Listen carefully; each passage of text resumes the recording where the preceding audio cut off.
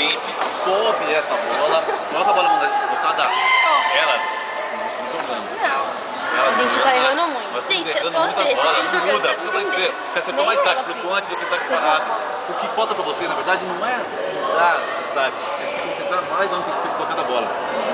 Vocês estão tentando assim, eu tenho que passar. Não, moçada, eu tenho que colocar lá na 1. Vou bater essa bola e vou tentar colocar perto da 6, porque se eu errar, ficar batendo na 6. E a líbero não tá passando. Vamos, vamos! Isso que eu tô falando. 1, 2, 3, Pepe! Fecha a câmera pra pegar. Se você só passar a rede, No máximo, não filma, no máximo 2 minutos. Aí espera a bola cair e fecha. Tá filmando quanto tempo? 2 minutos, né? Não, também foi 3. lembra a bola? Aí tem que tentar. Tá vendo aí, gente? Valeu, valeu. Cláudio, você tem como olhar pra cá um pouquinho, só pra te filmar? Aí. Tá contente agora? Tô. Para de olhar comigo agora? Para. Não, falou que não.